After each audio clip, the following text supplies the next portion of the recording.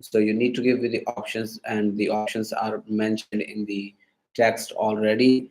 And then I'm going to be replying back to your question, to which you're going to reassure if is that a correct answer or an incorrect one. And then you're going to move on to the next question.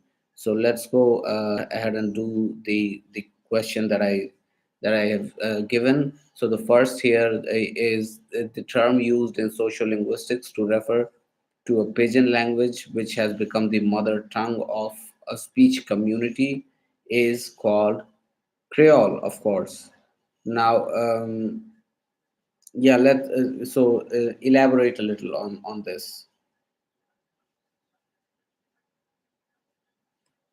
Poor connection. So basically, that's what it is. It is Creole. Creole is first generation pidgin, right? Not exactly. A Creole is a stable, fully developed natural language that arises from the mixing of different languages. It often develops from a pidgin, which is a simplified form of language that develops as a means of communication between speakers of different native languages. A pidgin is typically used as a second language by all speakers, and it has a limited vocabulary and simplified grammar. When a pidgin becomes the first language of a community, especially in subsequent generations, it can evolve into a Creole. Creoles have a more complex grammar and a more extensive vocabulary than pidgins, making them fully developed languages in their own right. Right. Now let's go ahead to the next question. Find the chronological order of the following. First is internal reconstruction, second is glottochronology, third is mass comparison, fourth is lexicostatistics, and the correct answer is the first of all of this is lexicostatistics.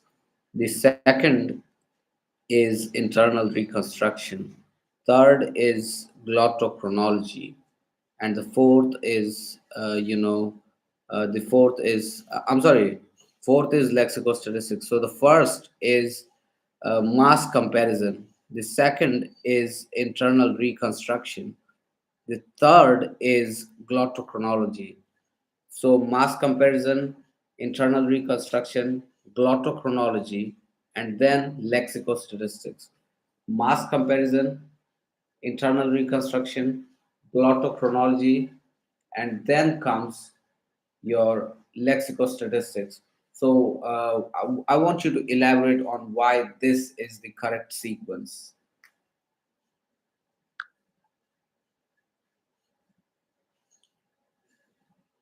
The correct sequence for these linguistic methods is 1. Mass comparison.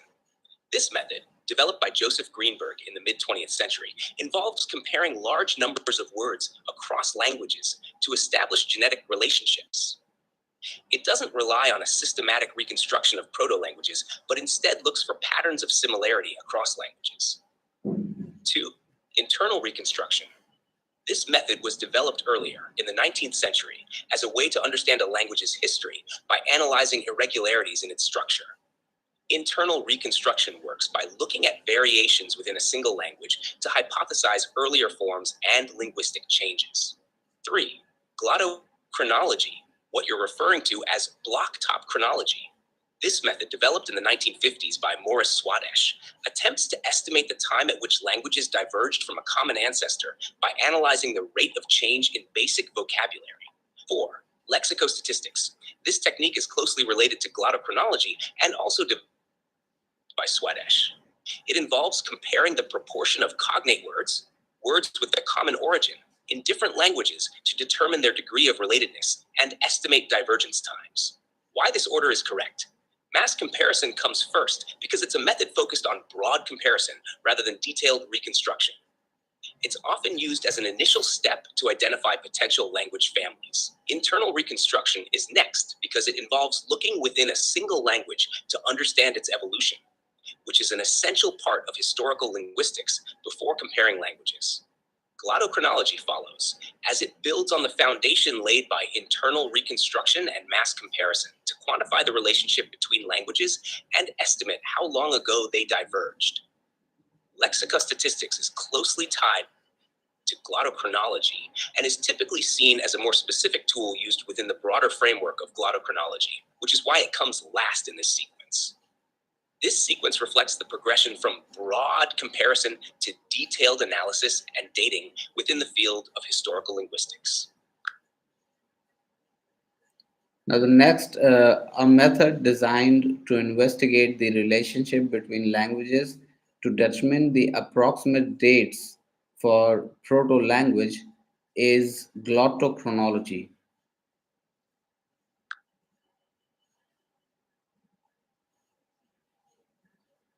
Glottochronology is indeed the method designed to investigate the relationship between languages to determine the approximate dates for when they might have diverged from a common proto-language. This method was developed by Morris Swadesh in the mid-20th century.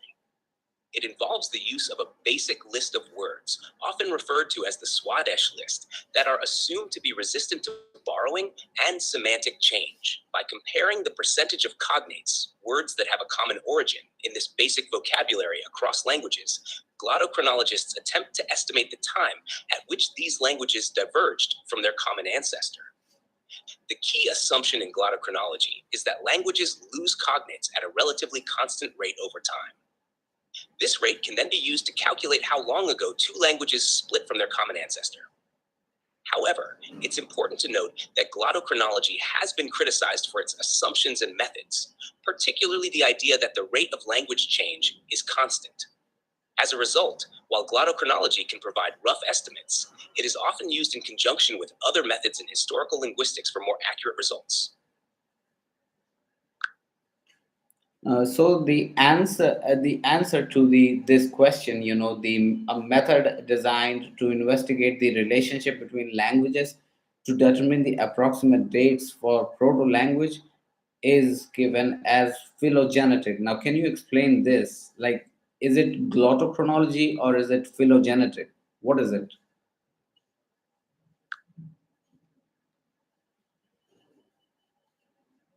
The correct answer to the question should be glottochronology if the focus is on determining the approximate dates for when languages diverged from a proto-language based on linguistic data, as I explained earlier.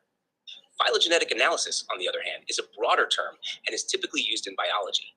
It refers to methods that analyze the evolutionary relationships among species or other entities, such as languages, based on their characteristics, such as genetic information in biology or shared linguistic features in historical linguistics.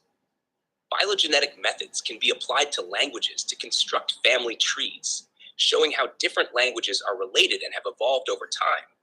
But they don't specifically focus on estimating divergence dates from a proto-language in the same way glottochronology does. In summary, glottochronology is the specific method for estimating the dates of language divergence. Phylogenetic analysis is a more general approach that can be applied to study evolutionary relationships, including those among languages, but it doesn't directly provide dates like glottochronology does. So if the question is specifically about dating divergence, glottochronology would be the more accurate answer. However, if it's about understanding relationships in a broader evolutionary context, phylogenetic analysis could be relevant.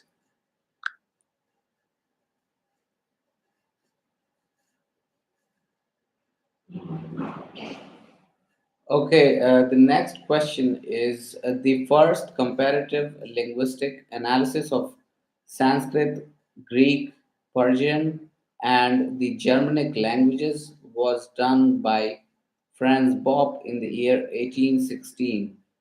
The second assertion is that Jacob Grimm was the first person to explain the sound shift. So I think both are true. Yes, you're correct in saying that both assertions are true. 1. Franz Bopp is indeed credited with the first comparative linguistic analysis of Sanskrit, Greek, Persian, and the Germanic languages, which he published in 1816. His work laid the foundation for the field of comparative linguistics by showing systematic similarities among these languages, which suggested a common origin, now referred to as the Proto-Indo-European language. 2. Jacob Grimm was the first to explain the systematic sound changes in the Germanic languages, which came to be known as Grimm's law. This law describes the consonant shifts that occurred in the evolution of the Germanic languages from their Proto-Indo-European origins. His explanation of the sound shift was a major contribution to historical linguistics. So both assertions are historically accurate.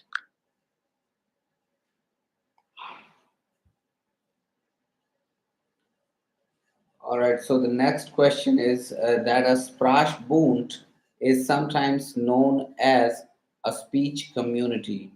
Explain. A Sprachbund is a linguistic term that refers to a group of languages in a particular geographic area that, while not necessarily related by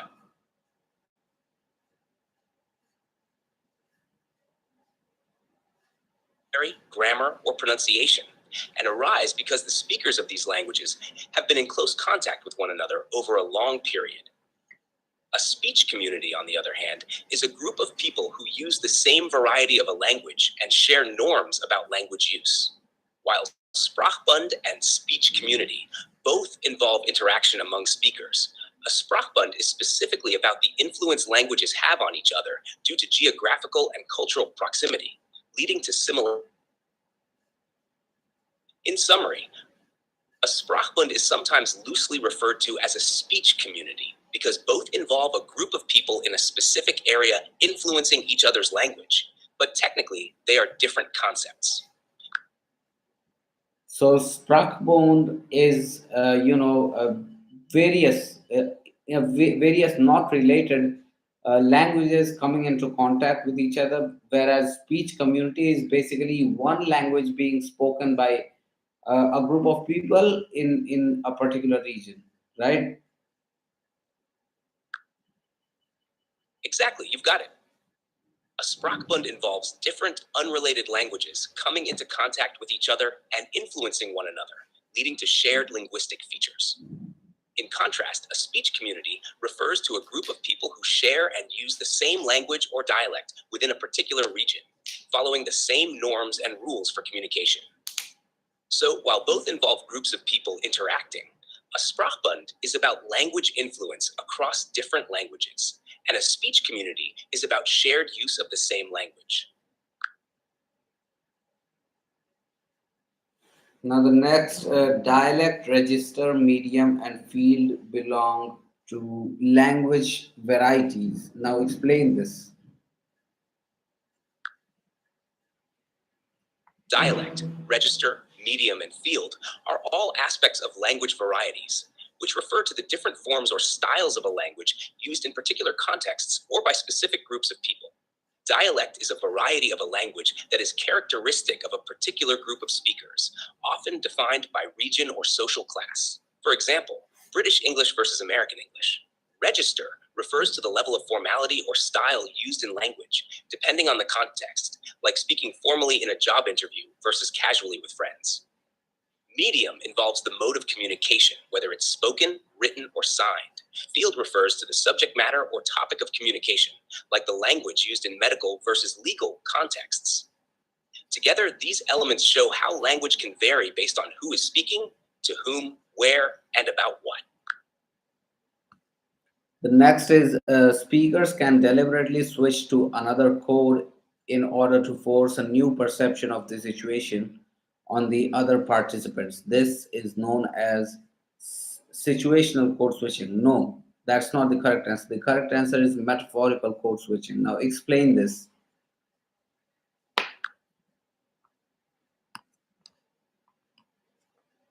Metaphorical code switching occurs when speakers switch from one language or dialect, a code, to another, to convey a specific meaning or to influence the situation or the perception of the conversation by the other participants. This is different from situational code switching, where the switch happens because the situation itself has changed, like moving from a formal setting to an informal one. In metaphorical code switching, the change in code isn't because the situation has shifted, but rather because the speaker wants to subtly alter the tone, add emphasis, convey a different social identity, or introduce a new topic in a way that might be perceived differently by others. For example, a speaker might switch to a more formal language or dialect to show authority, or to a more casual one to create a sense of intimacy. This deliberate switch can alter how the listener interprets the conversation or the relationship between the speakers. So, can you briefly describe in a few words what's the difference between situational versus metaphorical code switching, and why is it so that the speakers can deliberately switch to another code in order to force a new perception of the situation in other on the other participants? Why is this known as metaphorical code switching? Situational code switching happens when speakers switch codes due to changes in context or setting, like moving from a formal to an informal setting. Metaphorical code switching is when speakers switch codes deliberately to influence how the conversation is perceived or to convey a particular nuance or meaning. It's called metaphorical because the switch often reflects a shift in meaning or social role rather than a change in context.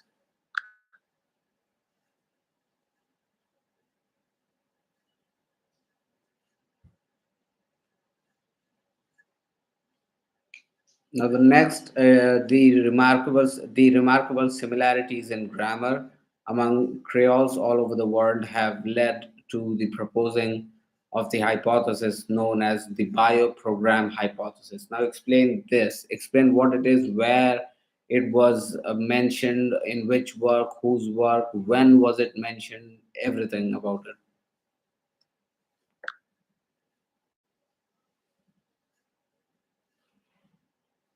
The bioprogram hypothesis, proposed by linguist Derek Bickerton in the early 1980s, suggests that the similarities in grammar among Creole languages arise from an innate biological capacity for language.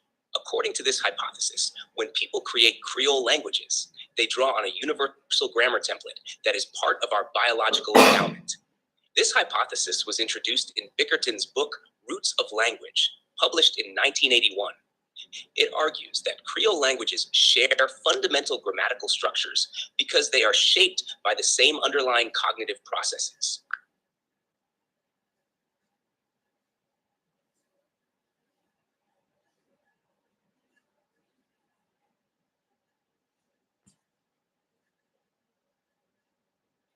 The brain is roughly a sphere and has approximately symmetrical left and right hemispheres. Second, in the great majority of humans, the left hemisphere is significantly less involved in language than the right. The second assertion is certainly correct, and the first assertion is correct that the brain is roughly a sphere and has approximately symmetrical left and right hemispheres. That's a correct assertion. So one is true, but two is false. Now let's move on to the next. The next question is linguistic determinism is the idea that the form and the characteristic of our language determine the way in which we think, remember, and perceive. That's very true about linguistic determinism. And the next, linguistic relativism, is the idea that as different languages map onto the world in different ways. Now, linguistic relativism is something like, language determines thought. I'm sorry, thought determines language, probably. So, clarify linguistic relativism and what this statement about linguistic relativism means.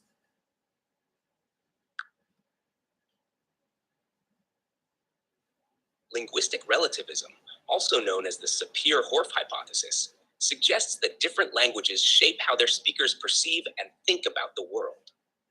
Unlike linguistic determinism, which asserts that language strictly determines thought, linguistic relativism proposes that language influences thought and perception, but does not completely determine them. Essentially, it argues that speakers of different languages may experience the world differently because of the linguistic structures and categories available to them. Right. So linguistic determinism is, the statement that linguistic relativism is the idea that as different languages map onto the world in different ways. So it basically means that different language speakers have different language structures in their mind, and that's the reason why they will experience the world differently, right? Exactly. Linguistic relativism suggests that the structure and vocabulary of a language influence how its speakers perceive and interpret the world. Different languages offer different ways of categorizing and understanding experiences, leading to variations in worldview among speakers of different languages. Now, the next question: a bag of dog food has become a dog of bad food. A bag of dog food has become a dog of bag food. Now, this process, what is this termed as? So, we know that malapropism and spoonerism are two things. Spoonerism is spoon swapping, so it should be spoonerism, because spoonerism is where sounds, initial sounds swap between words. So, but malapropism is what the semantically incorrect word is used. Semantically incorrect and phonetically similar word is replaces a word, right? So that's malapropism, but this certainly is spoonerism. Yes. Now, moving on to the next question. So the encoding steps by the speaker to learner is given below. You're right. The process where a bag of dog food becomes a dog of bag food is indeed an example of spoonerism, where the initial sounds of words are swapped. For the encoding steps, they typically involve converting a conceptual message into spoken or written language. The steps are usually lexical selection, syntactic representation, phonological representation, and then articulation.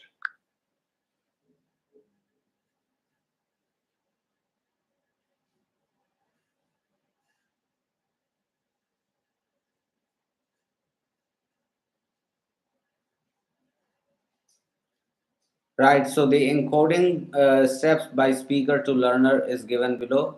The correct order: the first is lexical selection, the second is syntactic representation, third is the phonological representation, and fourth is articulatory system. Now explain to me, why is this the correct order? The correct order, why is it lexical selection, and then syntactic representation, and then phonological representation, and then articulatory system?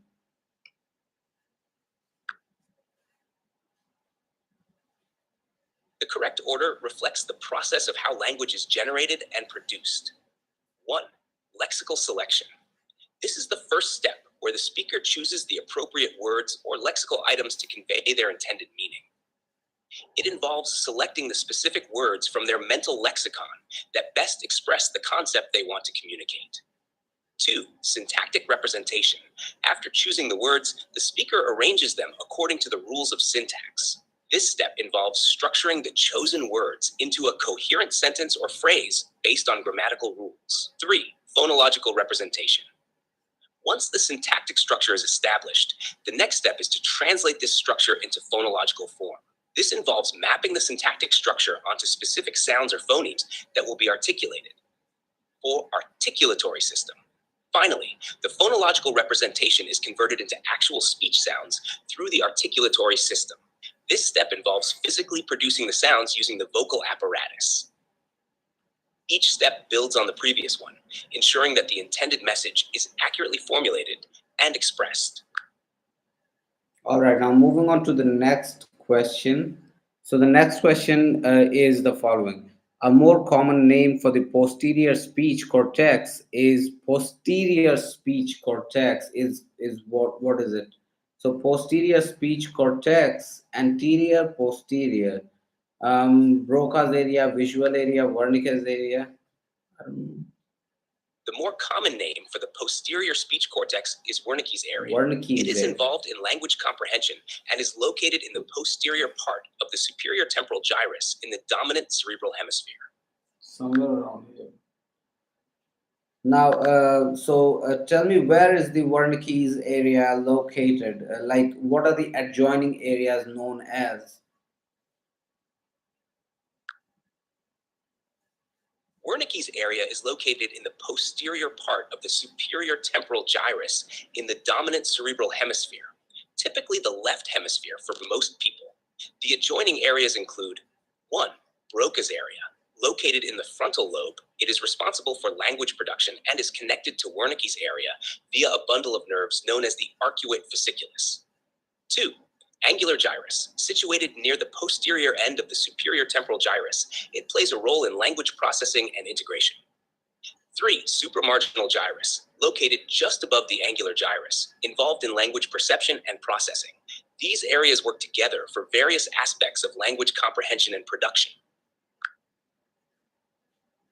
All right, moving on to the next question. The advertising message helps control dandruff symptoms with regular use is an example of weasel claim. Now, elaborate more on what it is and exemplify.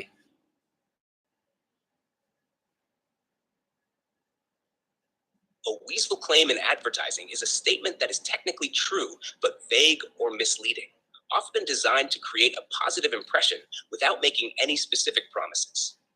For example, the phrase helps control dandruff symptoms with regular use suggests that the product might be effective, but it doesn't specify how effective or what results can be expected. It's designed to imply benefits without guaranteeing a specific outcome.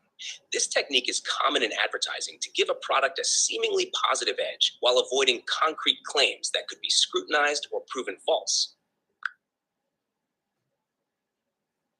All right, so the next question is during the 1950s and 1960s, the researchers interested in understanding teaching and learning set out to compare external and internal differences between first language, that is L1, and the target language, that is L2. The second assertion is that the hope was that such a contrastive analysis approach would help them to uncover the areas of difficulty for the second language learners or the L2 learners. Now, explain to me.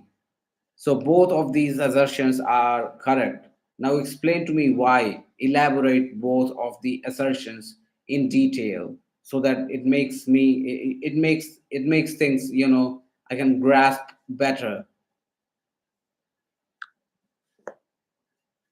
Sure.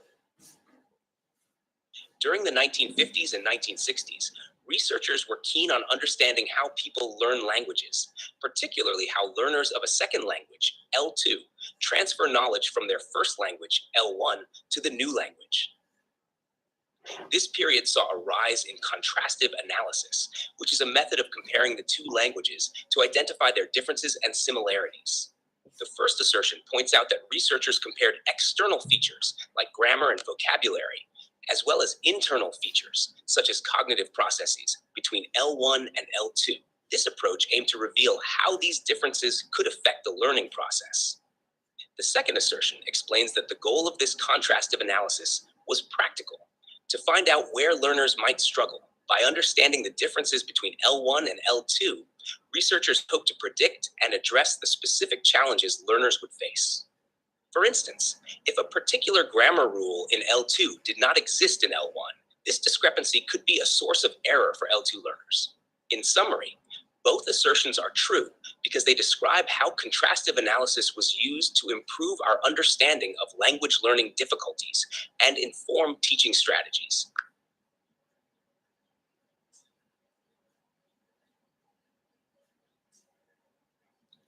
Like, for example, I have come to Assam. I'm from Uttar Pradesh. I speak Hindi as a like a primary language. And I've come to Assam, and people here speak Assamese, and Assamese does not have the cha sound as in chai, right? So they don't have this sound. They say sai, they say things like that. So I encountered that one of my Assamese friends could not differentiate between um, something like chal and chal. Right, he was finding it very difficult. Something like it wasn't that the same word, but the difficulty was the same. So it was cha, an aspirated one, and versus an unaspirated one. So he could not differentiate between these two words.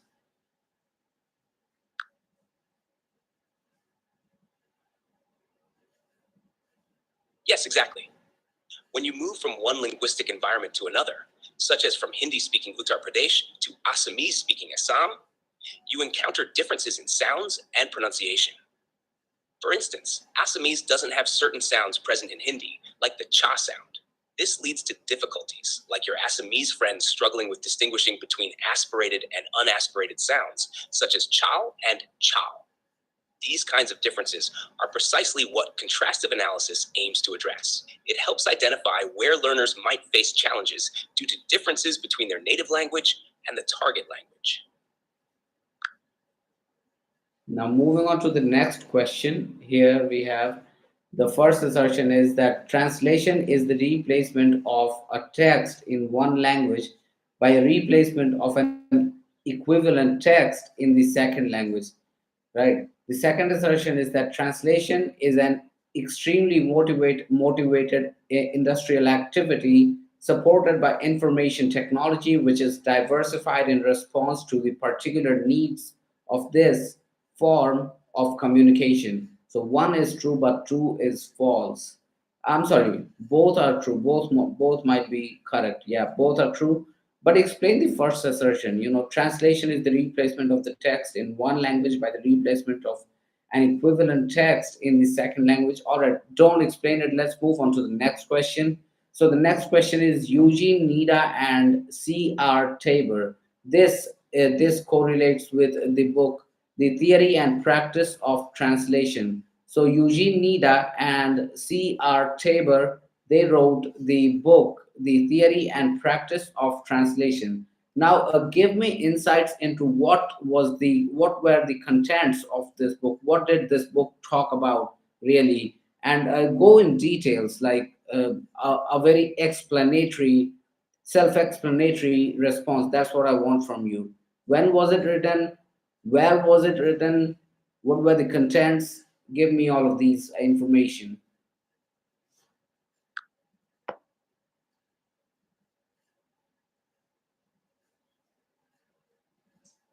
Eugene Nida and Charles R. Tabor's book, The Theory and Practice of Translation, was published in 1969. This book is a foundational text in translation studies and offers a comprehensive exploration of translation theory and practice. Nida and Tabor focus on what they call dynamic equivalence and formal equivalence. Dynamic equivalence is about conveying the meaning and impact of the original text in a way that feels natural to the target audience, while formal equivalence is more concerned with staying close to the form and structure of the source text. The book also delves into the process of translation, including the principles of translating various elements like idioms, cultural references, and technical terms. It emphasizes the importance of understanding both the source and target languages deeply to produce a translation that is both accurate and readable. Additionally, Nida and Tabor discuss the role of context in translation, highlighting how cultural and situational factors can influence how a text should be translated. Overall, their work is instrumental for translators and scholars, providing practical guidelines and theoretical insights into the art and science of translation.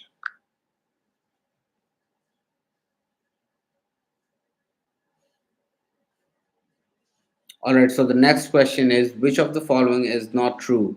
So, a quite illiterate person cannot live long. False.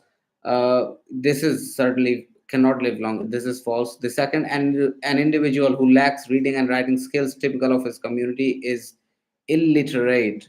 Who lacks reading and writing skills? Yes, he is illiterate. The next, functional literacy implies that the minimal level of reading and writing required to function effectively in a world dominated by written material. That's functional literacy, very true.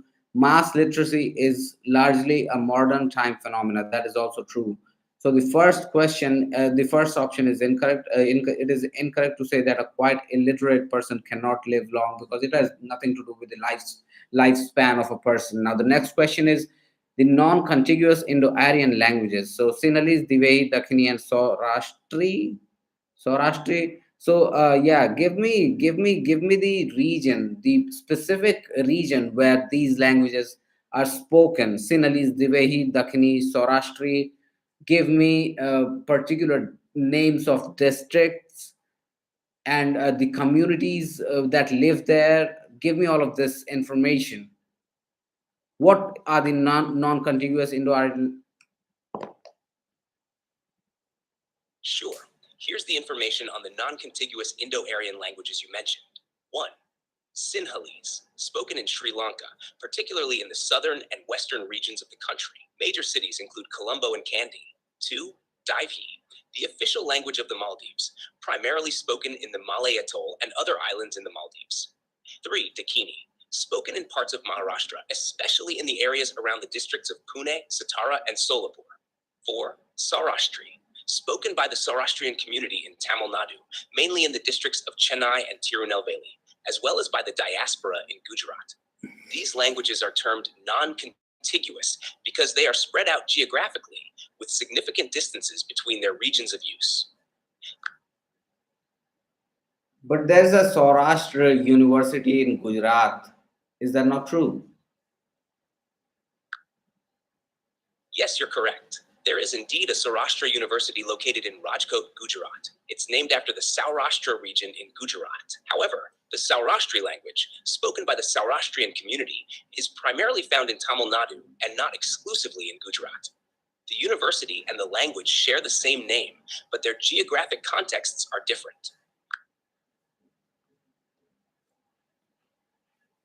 All right, let's move on to the next question. So the next question is subject in other than nominative case in various languages may be known as: first option dative subject, second option syntactic subject, third option I'm sorry, the first is dative subject, the second is non-nominative subject, third is the ergative subject, and fourth is the syntactic subject.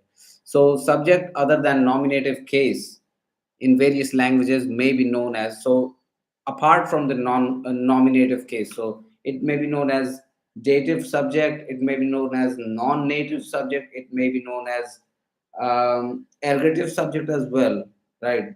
But syntactic subject is In various languages, a subject that is not in the nominative case can be known as a dative subject or non-nominative subject.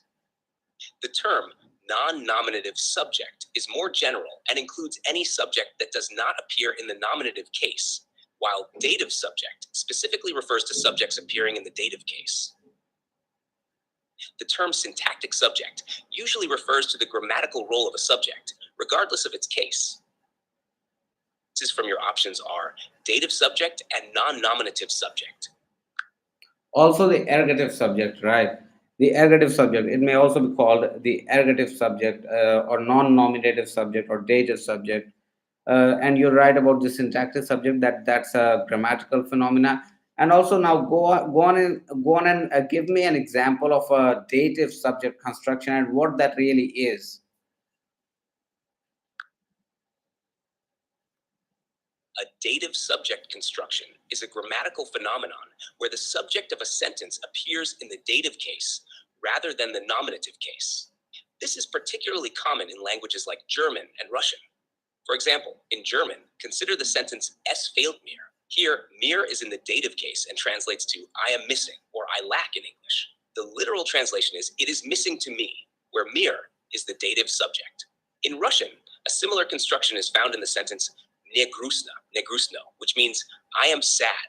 Here, ne is in the dative case, serving as the subject of the sentence. So remember this example from Russian and German languages, and I will inquire about that later in the conversation. So remember this. Now move on to the next question. Got it. What's the next question? I think there is no next question. I think I had done up until only question number 40. Great. If you have any other questions or need further explanations, feel free to ask.